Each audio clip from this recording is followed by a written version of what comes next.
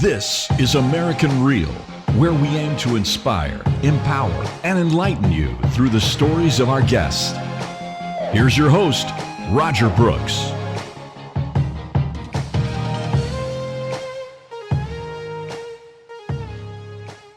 What do you say to people, the naysayers that say, you can't change, you are who you are, and your stripes are your stripes?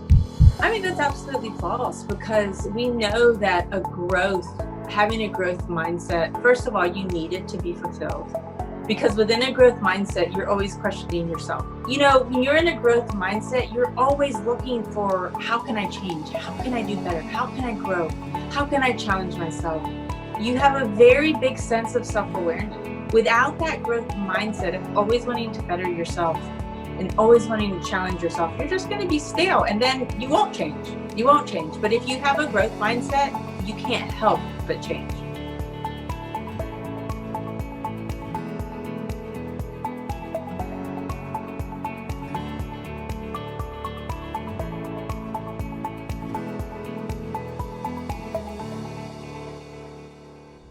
What if you had a dream or desire to write your first book? You could finally share your story or express your views about a topic or subject you are passionate about. And what if 2020 became the year your dream became a reality? Turn a new chapter in your life, literally. Join me for a live webinar where I'll share my 10-step program for writing a best-selling book. Register now. Seats are limited. Don't miss it. I believe in you.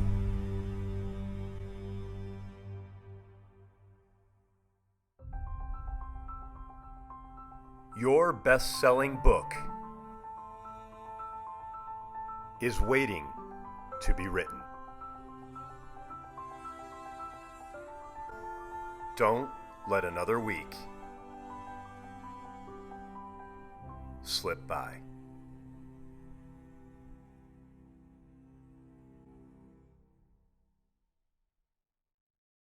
This is American Real. I am Roger Brooks. My guest today is Joy Mcadams.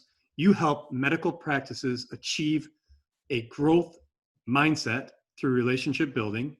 You are an Ironman competitor and a 5 times mom.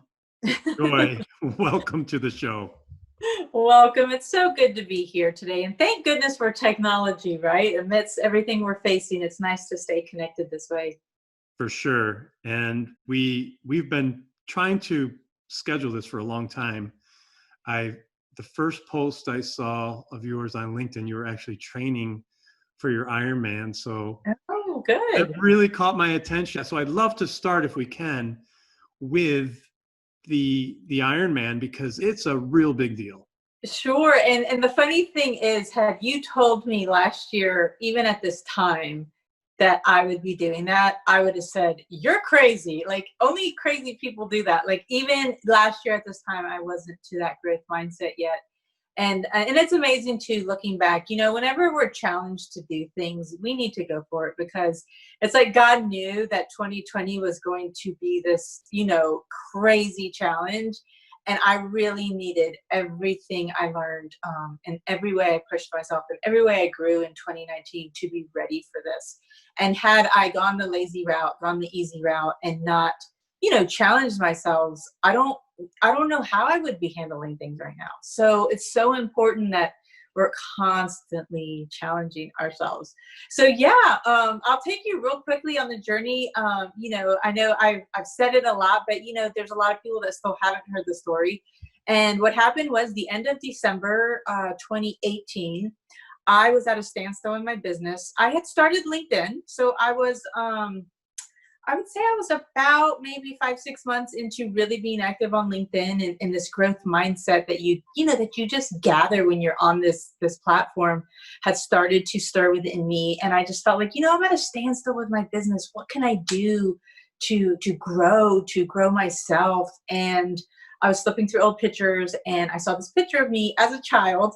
As a 4-year-old, I ran a 9.3 mile race. It's a big race in Tampa. It's the Gasparilla Distance Classic. And you think, oh, a 4-year-old running 9.3 miles, that's amazing. I mean, is it? Not really, because 4-year-olds, they have so much energy, right? So energy wise, that's not very impressive. What was impressive was the focus of a 4-year-old to want to train and to want to run that far.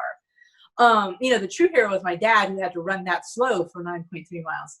But I saw that picture of my little self, and I actually posted it on LinkedIn, and it was this focus on this 4-year-old's face that I was like, man, I need that focus. And I've never done a marathon, so a full marathon. So I was like, maybe that's what I need in my life right now.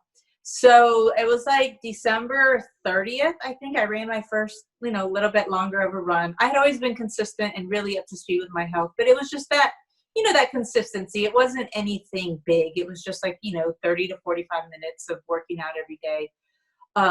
So I had never done anything like this. And, it was that journey of training for that marathon that immediately I started to see the results, and I started to see my business growth parallel with that as my mindset started to shift, as I started to push myself, as I started to experience, this growth. And, that just kind of, it just led me to my first marathon, which I did a big thing about that on LinkedIn as well. It was in Hawaii. I figure if I'm going to torture myself, might as well be in a beautiful destination, right? And I remember that morning as I drove up that mountain, and the bus kept going and kept going, and it was dark. I was thinking, we're running this whole way? Like, this is insane. I was so scared and so terrified. And I started the race, and it was a downhill course, which, that sounds easy, but it actually challenges your body even more, because it's, you're actually, really challenging your quads and your quadriceps, your quads and your hamstrings at the same time, and you're going faster, you're pounding harder than your body's used to. And so come mile 10, my one leg was shot. I got this pain, like this pulled in my muscle that I had never felt before.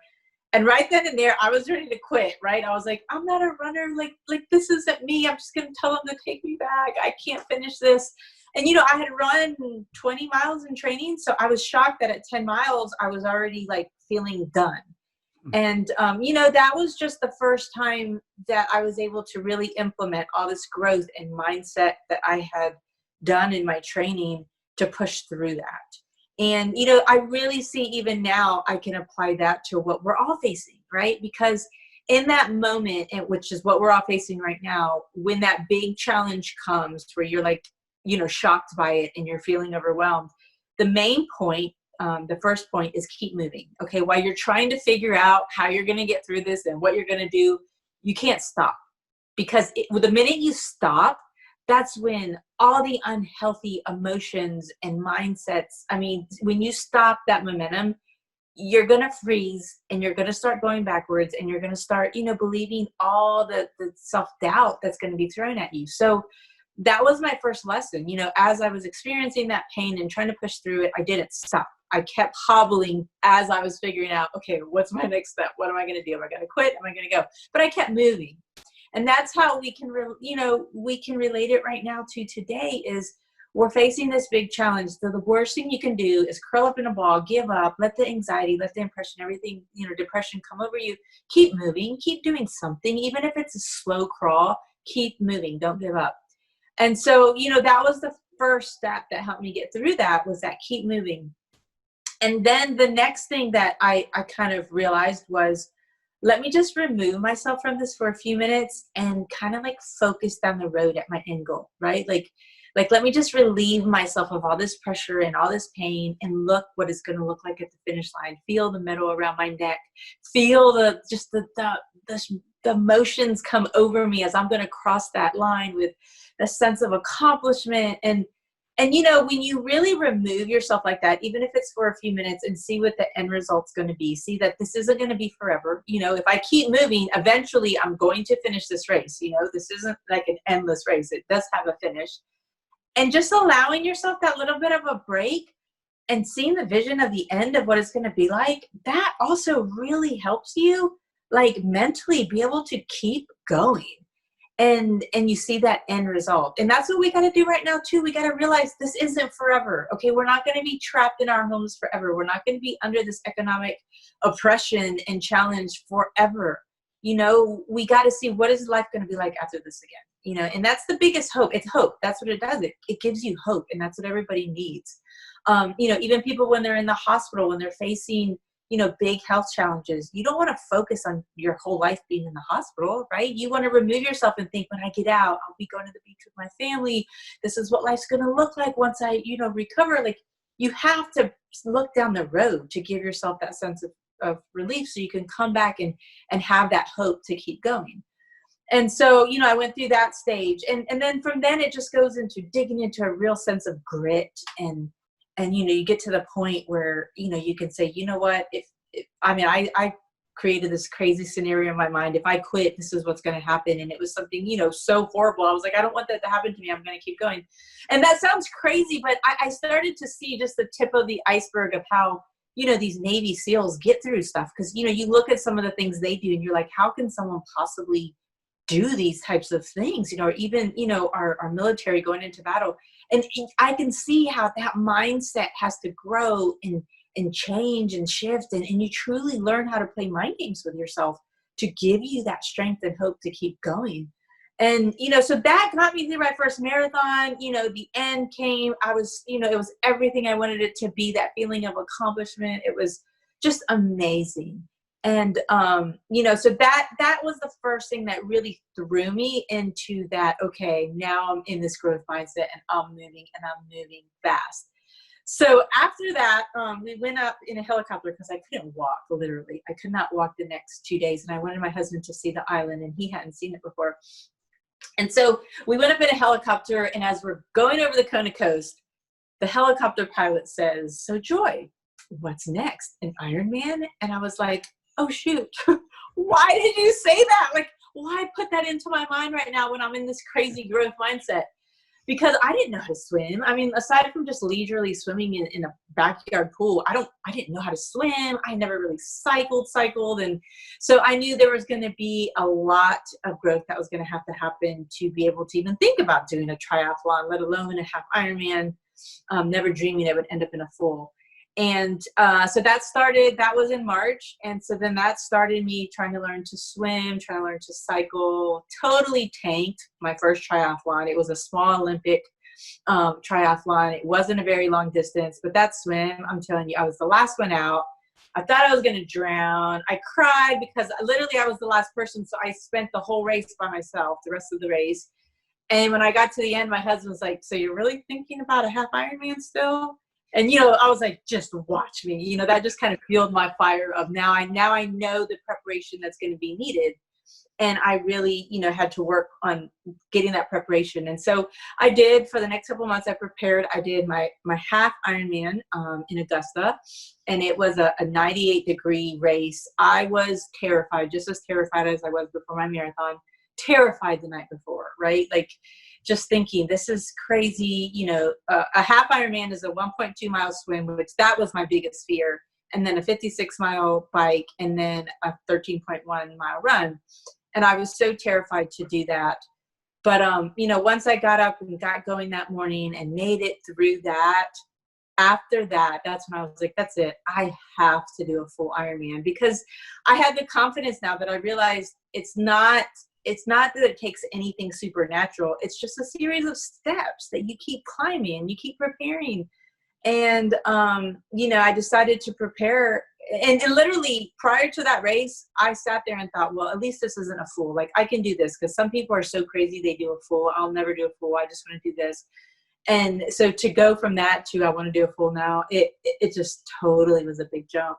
And, along the way, I ran into people, including somebody who who had done an Ironman in Kona, which is where you got to qualify to go as seasoned athlete. And he told me, I don't think you'll be ready. Like you really need to get a coach. And that discouraged me. I thought maybe I'm leveling up too much, a full Ironman, like that's the real deal. That's not a joke. You can't just wing that. And, but once again, I learned through all of that to respect the preparation and not to have the fear. And that was my biggest lesson through all of this. The night before my full Ironman, and it was in Cozumel, I wasn't fearful like I was in a panic fear like I was with the marathon and with the Ironman. I wasn't fearful, but I did have this huge respect for the preparation, for what it was going to take to get through this. I knew it was going to be hard. I knew I was going to want to give up. I knew it was going to be challenging. But it was a different shift in my emotions and my mind. It was more like, I respect what this is going to take, but I'm not fearful. And that alone showed me how much I had grown over the year. So the marathon was in March, the half Ironman was in September, and then the full Ironman was in November. And, that day, my husband said, every time I saw you, you were smiling. Were you even working hard? And I was like, I was just so happy to be there and just so in the moment. It was so surreal. I was like living my biggest challenge and overcoming it. And I don't know, it was just such a feeling of accomplishment. I thoroughly enjoyed every minute. It took me over 14 hours to complete it. And I can't even explain the rush of emotions.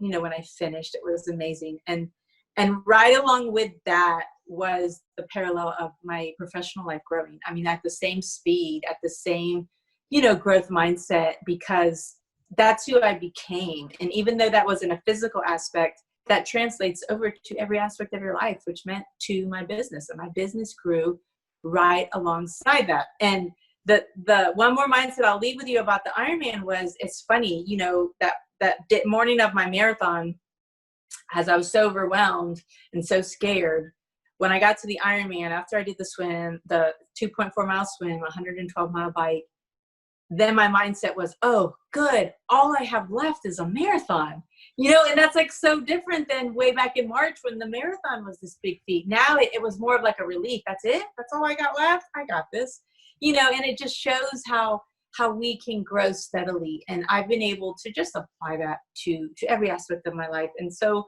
I've learned that it's so important that we challenge ourselves physically, because there's a direct correlation to how it's going to affect us in other areas of our life. So that was your long answer to your short question.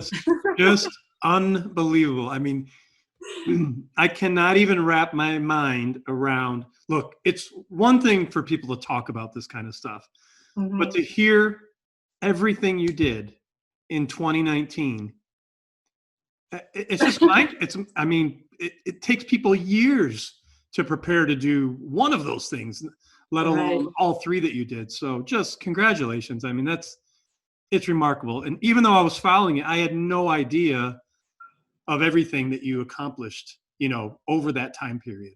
Well, and I'm telling you, I mean, to be totally transparent, I was scared. I mean, it's not that I was just some brave warrior, because like, even after my half, even leading up to my half, I had some planned and they got canceled and life. And I had this one person on LinkedIn who his daughter does Ironmans, and he's the one that kept prompting me, like, Joy, when are you doing it? Well, and I kept thinking, I speak all this big game on LinkedIn. I have to live it. And he really helped keep me accountable. And I was dreading some of those dates. When I would see a message from him, I was kind of dreading it, because I was like, oh shoot, I know he's calling me out. Like I have to step up to the plate here. And I didn't want to, and I was scared. And so, I was still very real and raw and weak, even through this whole journey. But that just shows you that that's okay. You just keep moving, keep going, and it's okay. You're going to be scared. That's normal. That's natural. But don't let that fear paralyze you to where you don't move forward. So it's really interesting how the growth of your business paralleled the growth of your physical, state at that time. Was that intentional on your part, or do you think it just happened because that's where you were mentally? Well, and that was my main goal. Remember, going back to the beginning, the main reason I thought, why should I run a marathon, was because I saw that focus on that little 4-year-old's face, which was myself, and said, I need focus. Like, I need, so the end goal was to help myself in business, but trying to find another way to create that, because so many times professionally you can get to a wall and you really, there's not much you can do to push through that, because what's really needing to change is you. And so you got to look at, what can I do in my life to change me? Because if I change me, it will change everything else. And so, does that make sense? It does. But what do you say to people, the naysayers that say, you can't change, you are who you are, and your stripes are your stripes? I mean, that's absolutely false, because we know that having a growth mindset, first of all, you need it to be fulfilled. Because within a growth mindset, you're always questioning yourself. Like even in my post today that I did about, this sense of victimization that I realized I had during this time of the challenges. When you're in a growth mindset, you're always looking for, how can I change? How can I do better? How can I grow? How can I challenge myself? You have a very big sense of self-awareness, which you need to be able to change, to be able to move forward, to be able to grow. And it's just and that's why I push growth mindset so much. Without that growth mindset of always wanting to better yourself and always wanting to challenge yourself, you're just going to be stale, and then you won't change. You won't change. But if you have a growth mindset, you can't help but change. You really can't. So Joy, if we can, take us back to the 4-year-old Joy and the 12-year-old Joy and the 16-year-old Joy and the 20-year-old Joy. Sure. What was it from your past that gives you such a strong mentality today? So convicted, so driven, so determined. What was it from your past, do you think, that brought you here? Well, I'll tell you, I think I've gone through waves in my life where I would go from, being challenged, being driven, to being comfortable. And then, it's been like a journey of these dips and valleys, of highs and lows. But I would say as a child, like that 4-year-old self, that truly was trying to prove, I had 2 brothers. So, back in that time, it was always trying to prove that a girl could do this, a girl could, all growing up, it was always this trying to, and it's sad, but it's what made me, is what, girls were less than. And so in sports and everything, I had to prove myself. And so I was always trying to grow, right? Like I grew up in the era where there wasn't even girls sports teams, and I wanted to play baseball so badly. And finally I convinced my dad to let me go out for the boys team. And when I walked up, this was my 8-year-old self, when I walked up to that first day of tryouts, the first thing all those boys yelled out was, "We don't want girls. We don't want girls on our team." And so I had to dig deep and say, you know what? I'm going to prove them wrong, and I'm going to make them, wish they had never said that. And that's exactly what happened. The next year, we ended up having 2 girls on our team, and it turned over to, that's not fair, they have girls on their team. Because apparently, at that age too, girls can be, more coordinated and quicker and faster, and they're taller, they're bigger. And we really showed those boys, hey, we can hold our own at this age, and then it might not be fair, we could be better than you. So that kind of helped shape and mold me as a young, as a young child, and into adolescence as well. And then I think I actually, into my early college years, end of high school, I got real comfortable. There wasn't really a lot of challenge going on in my life. Really, there wasn't a lot of challenge going on in my life. I kind of went on a comfortable until mid-30s, which would have been about 10 years ago. I went through a divorce with 3 small kids. And that just kind of was that upheaval all over again, where, financially, professionally, everything, I had to start from scratch all over again. And that kind of launched me into a whole another aspect of growth. And that was the biggest lesson, is as long as we're comfortable, we're not going to be growing. But the minute it's sink or swim, that's when you step up to the plate, and that's when you grow. And that's why I'm actually, as challenging as the times are now that we're facing with this COVID-19, I also know that once we get through this, despite the horrendous, casualties and everything we're going to have, once we do get through this, we are going to accomplish things on a higher level that probably would have never been possible, had we not gone through this, because we are being challenged. It is sink or swim right now. I work in the world of healthcare. it is just overwhelming right now. But to see how everybody's stepping up and being more innovative and helping each other, and we're going to be fast tracked into so much growth after this. So it's so important that we try to focus on that right now, instead of being overwhelmed just with the challenges we're facing. Wow. And I have to tell you, your story of the baseball, when I was brings back a memory. When I was playing Little League, we had a girl on the team. Her name was Linda Kelly. I mean, I'll never forget Linda Kelly. And thinking back, she actually helped me in a lot of ways, not only from the standpoint of treating girls or women as equals, but you're right. She was more talented than most of the boys on the team.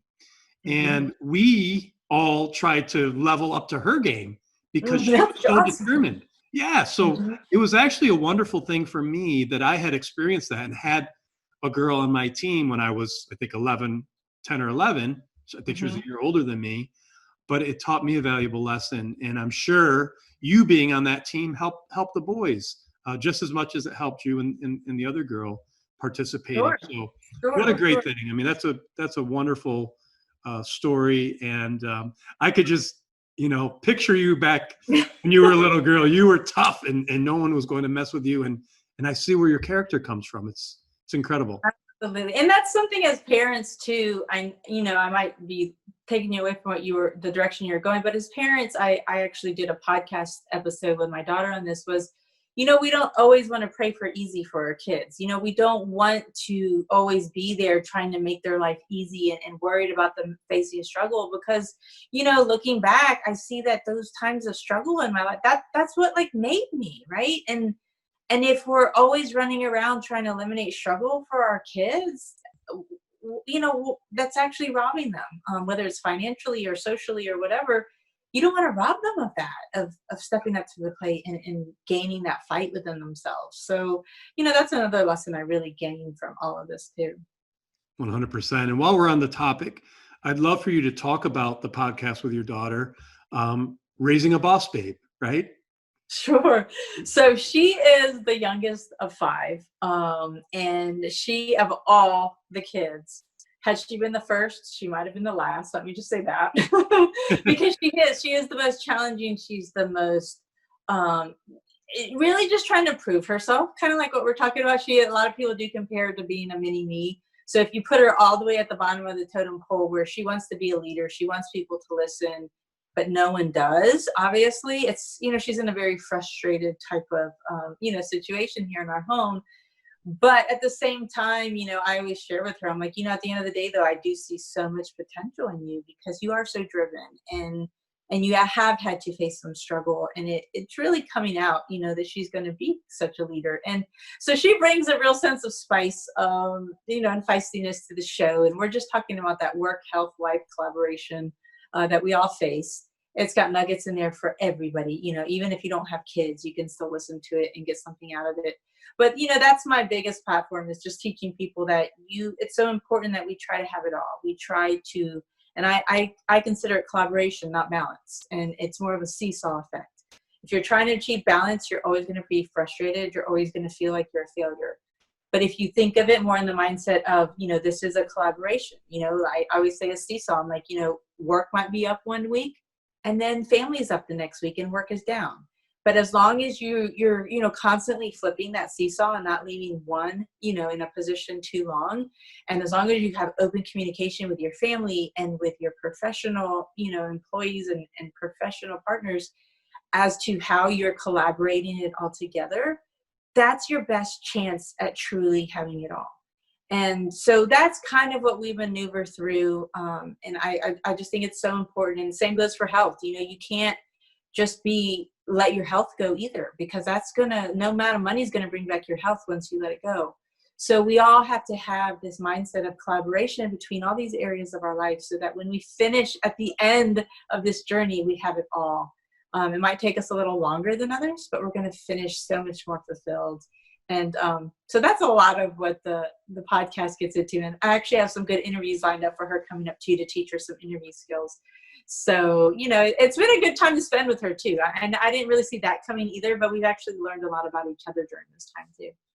That's wonderful. And what I really love about that is you said two important things there. One, they have to kind of learn things on their own, right? Learn through experience, but also you're providing some guidance and assistance with elevating her mindset, her understanding of things like interviewing, technology, podcasting in itself, collaboration. I mean, all these things at her young age, that's going to help her so much, not only in school, but as she gets older and be comfortable in interviews. I could just see the progress. And you've actually got me excited thinking about maybe I could do some things with my kids now too on my platform to help, help them bring their skills along. And it's a wonderful thing what you're doing. Oh, you absolutely should, because here's the thing, right now, and I've had to tell her, look, trust me, I promise this is worth your time, right? Because, her age, they're into Instagram, Snapchat, TikTok, and that's their view of social media. Right. Right? The important stuff. Yeah. I mean, that's what they are obsessed with. And that's what's cool. That's what they would, I'm like, you have to trust me. Your friends aren't even thinking podcast right now. If you get ahead of the game right now and you set up this podcast right now with all these followers and all these skills that you're going to gain along the way, by the time your friends get to that age where they're like, wow, podcasting is important, you're going to be so far ahead and, have this following and these skills. And so, I've been proud of her that she's trusted me to take the time to do these with me and to gain it. Our first interview that we have lined up is Duncan Wardell, who's the former Chief Innovation Officer of Disney.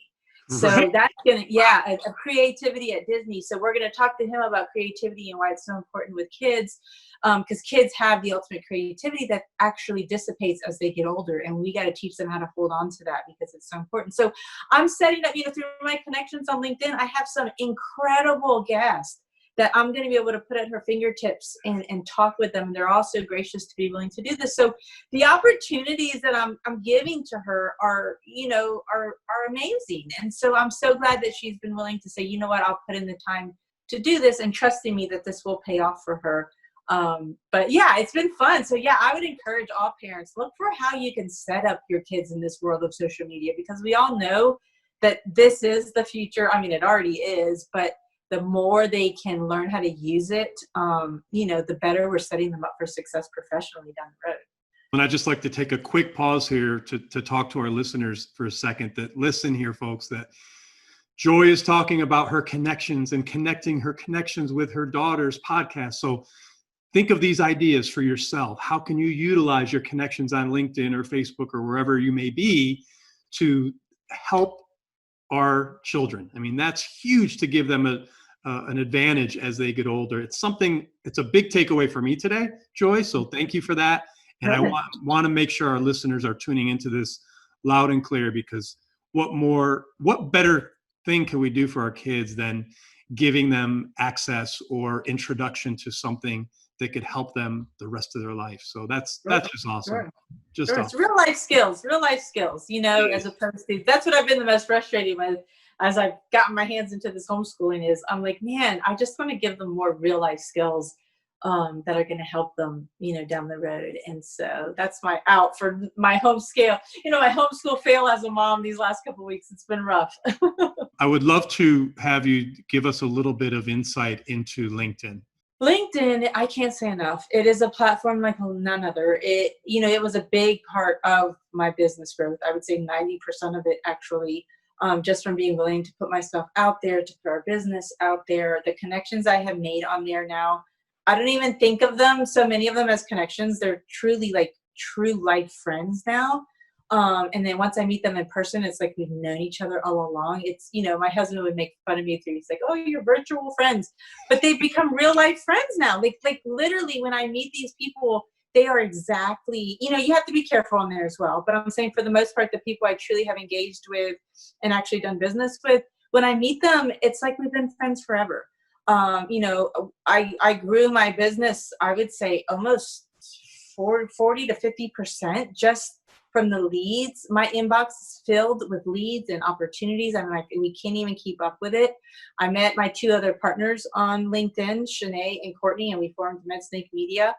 So it's like, it was like the snowball effect. And it all started with being willing to put myself out there, to being willing to, to not, care what people thought. And that's the biggest thing. Like that first step is really hard. Just like I was talking about, that fear, it's going to overwhelm you, but you just got to jump through it. That's part of, maybe your goal to grow is just like, I'm going to start putting out content on LinkedIn consistently, right? Like maybe that's what terrifies you, and that has to be your growth. It will pay off if you're on there and you're on there consistently, because everybody has something that they can share. Everybody. And everybody has something that can benefit somebody else. It doesn't have to be thousands and thousands of people. Even if you just benefit one or two people, and then if those one or two people turn into a lead, then that's worth it right there, right? We can't get caught up in, I just want something to go viral. Or some of our posts that actually had the least engagement were actually the ones that we got business leads from. So it's not even about views and engagement and all of that all the time. It's about putting out something quality, and it only takes one person to get a lead from that ends up being a great partnership down the road. So, you have to see it in so many different perspectives. Would you be able to give the listeners a tip, especially those listeners who have been afraid to post content, or afraid to post a video, or fearful of saying the wrong thing? What would you say to those folks, Joy, to get them to break through? Because I know this is really important to you, for people to break through, including yourself, to break through on things. So how can we help some people today break through the fear of posting, say, their first video? Sure. So first I would say, go out there and consume, consume a lot of content, support, write comments on ones that resonate with you, kind of learn, what is it that speaks to you? What resonates with you? Because if you kind of get a sense for that, then you're going to know what kind of messaging needs to be out there. Not that you're copying somebody, but if it resonates with you, that means there's something inside of you, probably that you face, that you can share a similar type of experience or lesson that you've learned. So definitely consume and support first to build, a community around you. And then, as you build that engagement, as you build those connections and friendships, feel free to ask them when you're about to do your first post, hey, I'm going to be doing my first post. Do you mind supporting it? Or can I tag you? I always tell people, tag me, tell me, but then tag me and I'll make sure I go support it. And so then you have a little bit of that, reassurance that when I post something, there's going to be people out there supporting me. And then put it out there, and don't worry about it being perfect. It's not about being perfect. It's about being authentic. It's about being real. And remember, it's not about the views. It only takes you reaching one person and making a difference to make it worth it. And I think if you go in with that mindset, it really relieves a lot of pressure. And then I was going to actually do a post here coming up soon about how I've grown and how my perspective has shifted.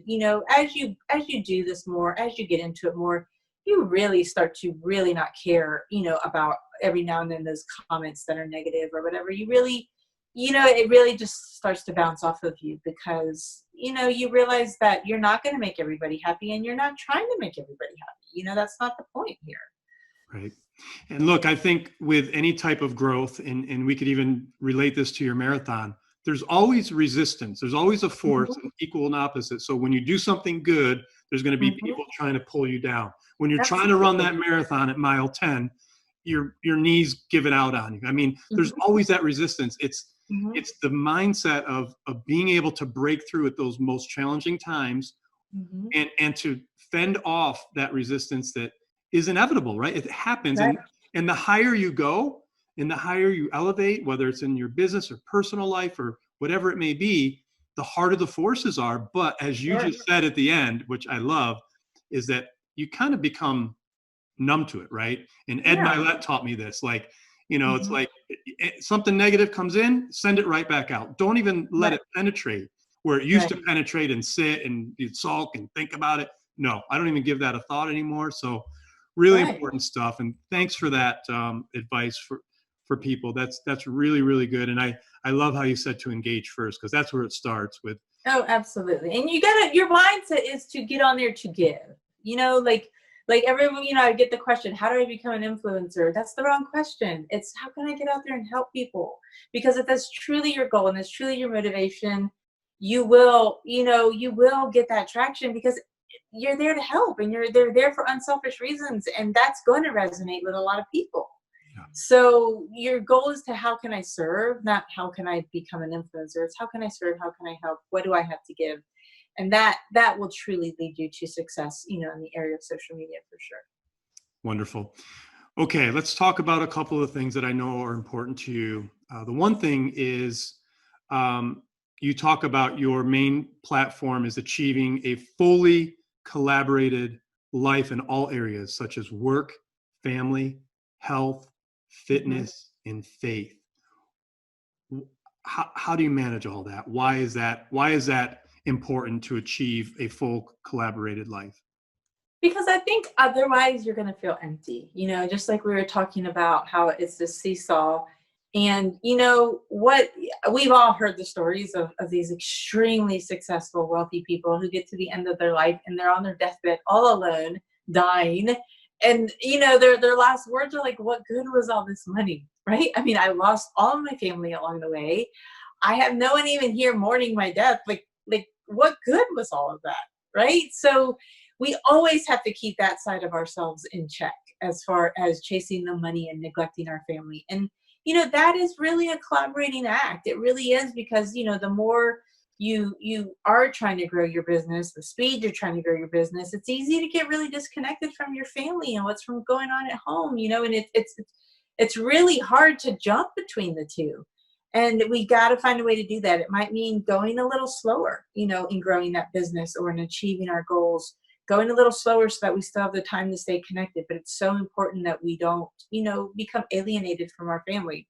And then the opposite, people can make the excuse, well, I have kids, I have this, I don't have the time right now to work on myself, to have any type of professional goals. And that's not what we were meant to be either, right? We're still we're called to make the most of ourselves.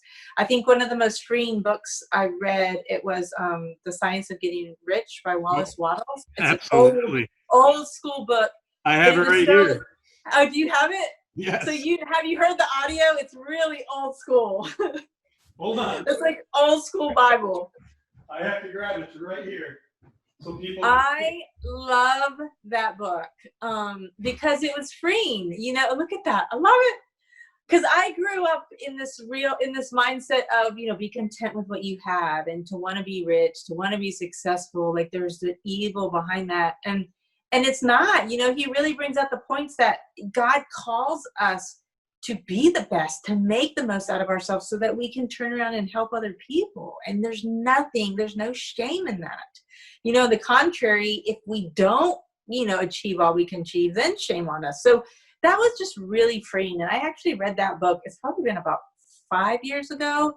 And that kind of was one of the things that propelled me to say, you know what, it's okay to want to grow my business. It's okay to want to make more money. It's okay, even though I have this family I'm trying to raise. So that was really freeing. And that just really showed me the joy and the happiness that came with feeling free to be able to still spend time on myself, even though I have a family and everybody to give myself to. So, those two, and then, I'm a big advocate.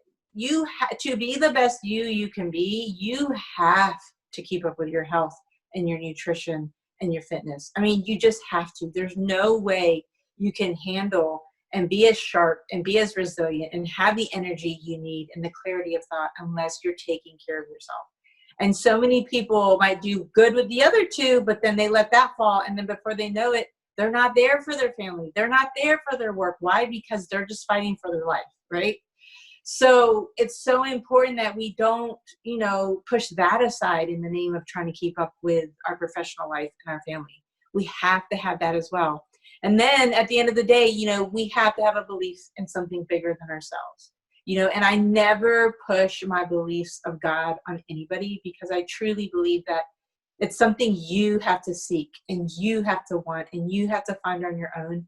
Because it's about our relationship. It's not about rules. It's not about regulations. And we've all been hurt by, people that believe in God, but yet they place all these rules and judgment and regulations. And they are absolutely not a picture of true faith and who God is. Not at all. So that's why I always encourage people, you know what? You have to seek it out for yourself. You have to find your own relationship for yourself.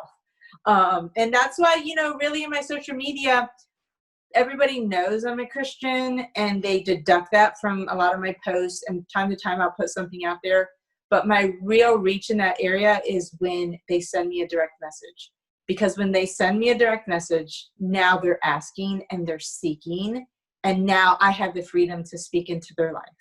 And that's a big difference in approach. And some people might not like that approach, but for me, I think it's a really effective one, because I want people to come seeking for truth in that area. Because, right now in the pandemic, and if my faith was in money or family or my health or relationships or anything else, I would be in a complete panic right now. Even Sunday night after Easter, we had all these tornadoes and storms come through. And I'm telling you, it was scary, because there's nothing, you never feel more vulnerable as when there's tornado watches and tornadoes just a couple miles down the road. Like, there's nothing you can do, right? You're completely helpless. And it's such a reminder that our faith has to be in something so much bigger than anything else, in order to have that peace and calm and joy. And so, all of those things put together truly make for a satisfying and fulfilled life. And that's what I want for everybody, because it is possible, but you have to discipline yourself to pursue all of those and to keep them in check. Wow. Well said. How did you hear about this book? I actually had somebody seek me. It's a funny story. Somebody seeked me out for a job opportunity. And then they were having a mastermind, and they asked me to join the mastermind group. And that was the book. Okay. And, he was this big, mega millionaire, billionaire, I don't know. And, I'll tell you, as we were going through the book on the mastermind class, and this was far before I really started growing professionally, but he pulled me aside and he was like, Joy, I really see that you're going to, and he spoke some really kind words into my life of the potential he saw in me. And that meant a lot to me too, and that's how powerful our words are. Just somebody speaking into my life and telling me what they saw in me, it made me want to live up to that.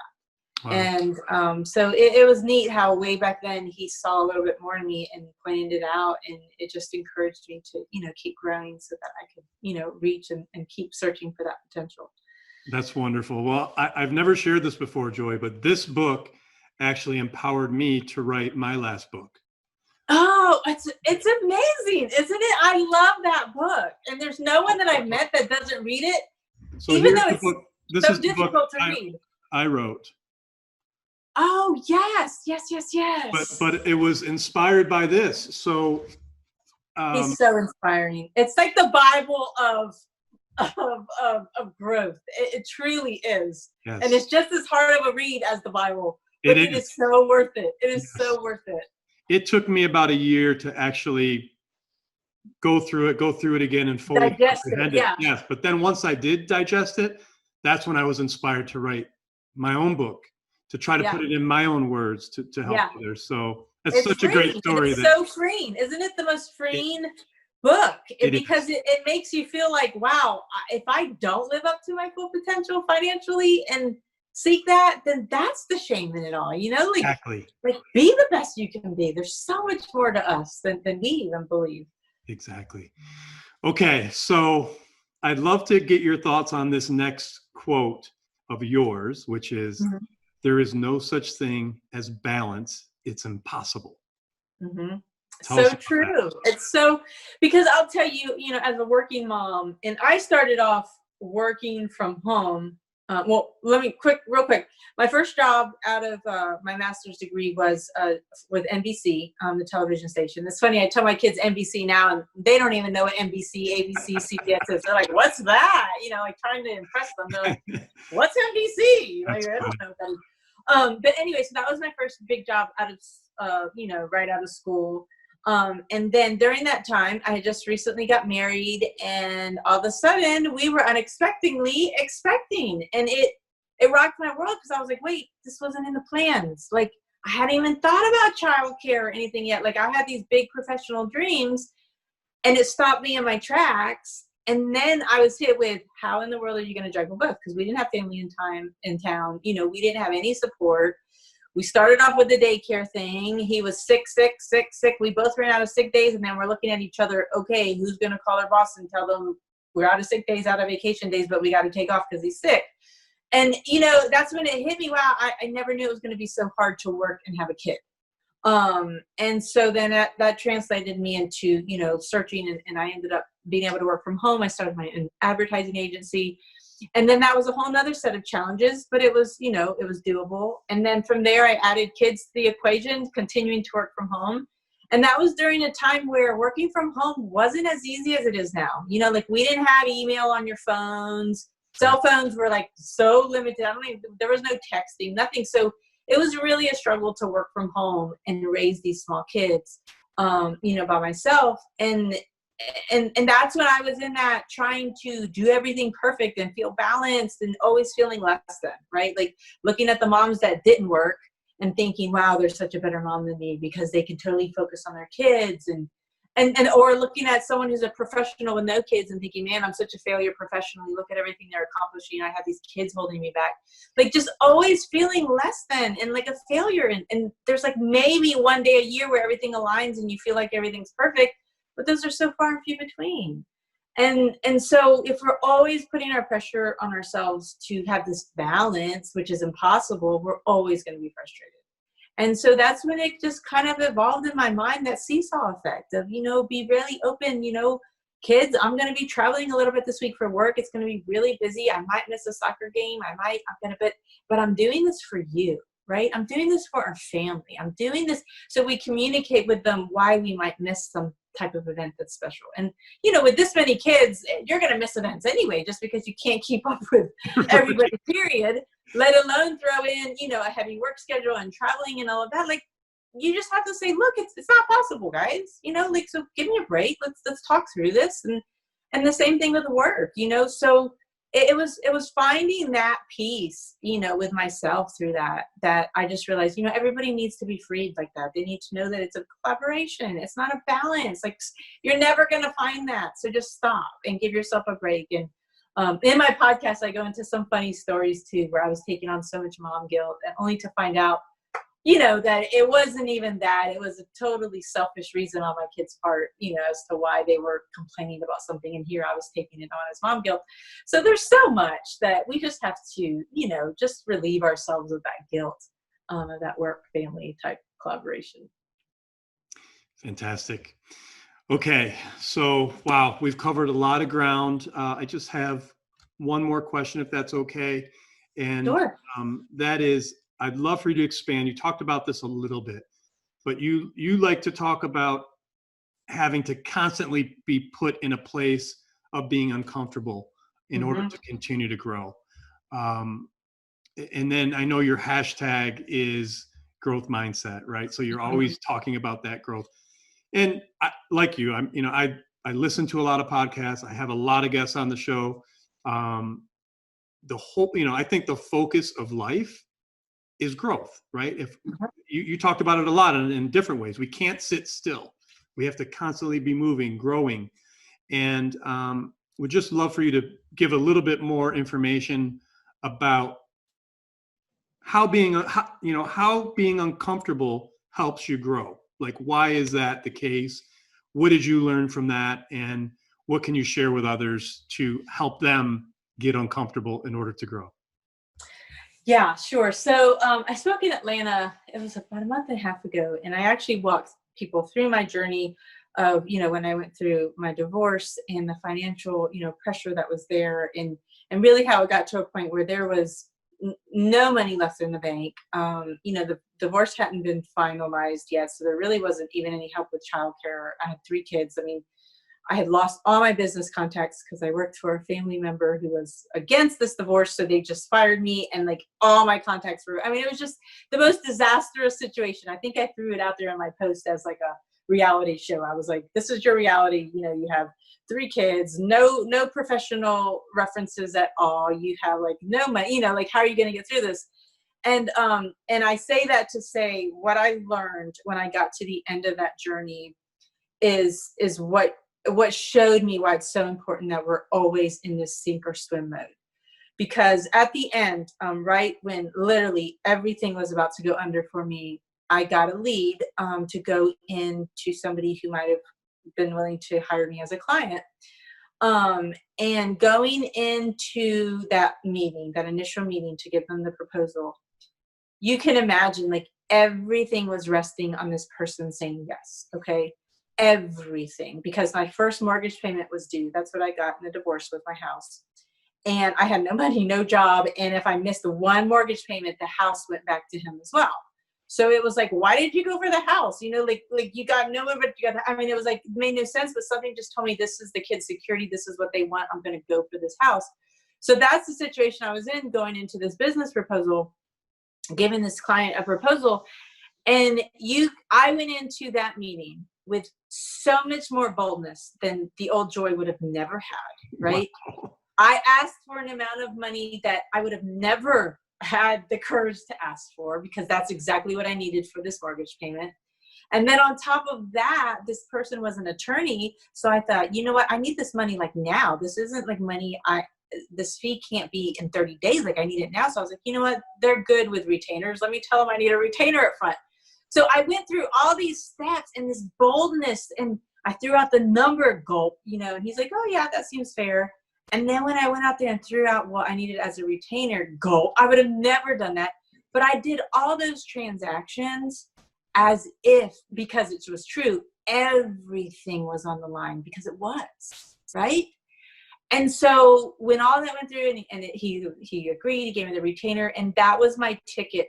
And that was the sign that I needed, that, you know what, you are going to make it. You know, it's been the hardest year of your life, but you're going to make it. Look what you just accomplished. You have the money for the mortgage. You know, let's not think about after that, but you have the money for that first mortgage payment.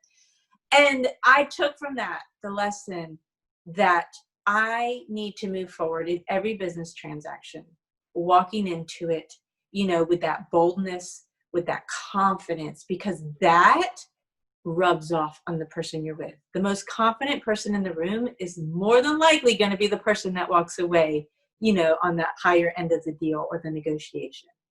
And so it's being willing to put yourself out there with that confidence and that fight that everything's on the line. And that's why it's so important. I was in a challenge, the biggest challenge of my life, really, and in this growth pattern. And that's another aspect that taught me, when you approach business transactions that way, it's going to be completely different too, you know, because you need to go into every business transaction as if everything's on the line, and your approach will be a lot different and a lot more confident. Wow, Joy, I love that. That is so awesome. That is such a great story, and it's inspiring. And what I love about that, it kind of goes back to the book too, where, you know, it's, you know, you have to have the confidence, but it's money is energy, right? So if you feel you deserve that fee, which you felt you did, then you can be confident about it, and you could go in. But I love the fact that you have that mindset of always being that way, because I think once we let our guard down and go back to our old ways, right, you could easily fall backwards. And wow, that's very, very powerful. What a great story. Awesome.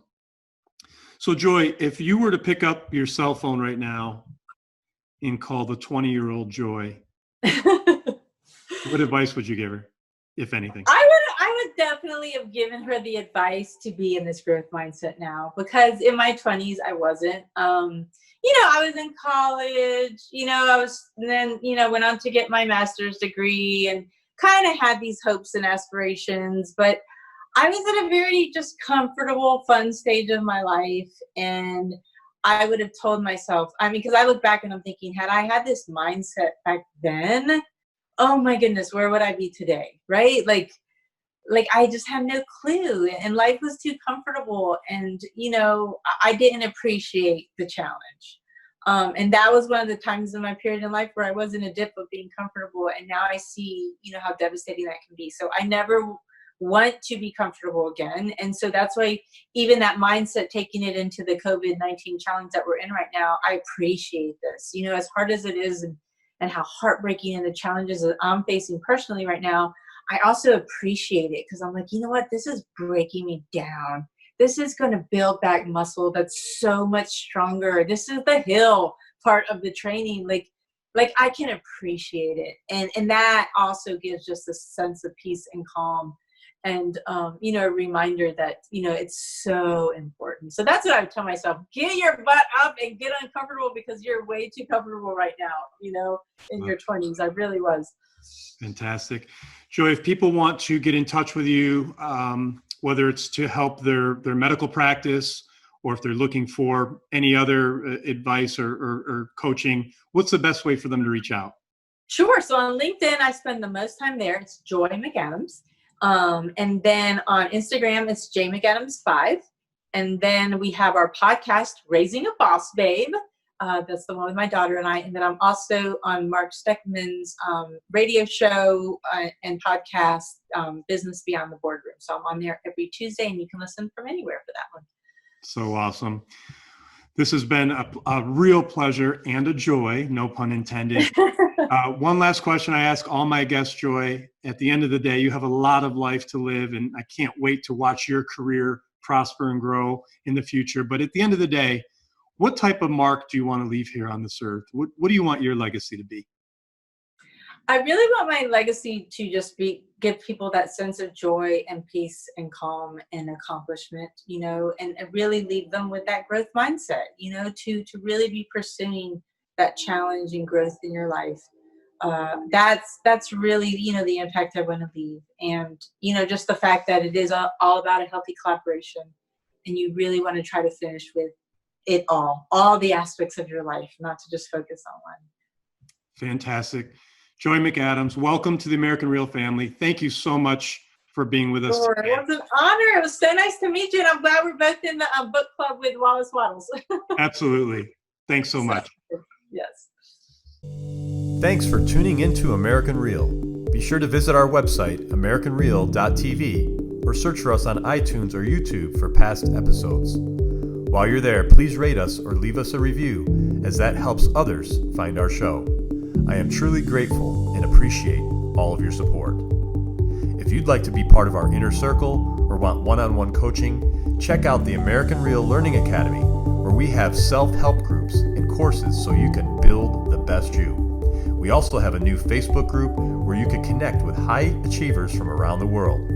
If you want to go even further, maybe you're determined to write your own book or launch your own podcast, contact me today to see if we could help. You can reach me through Instagram or Facebook, or email me directly at roger@americanreal.tv. Thanks for tuning in, and we'll see you next week.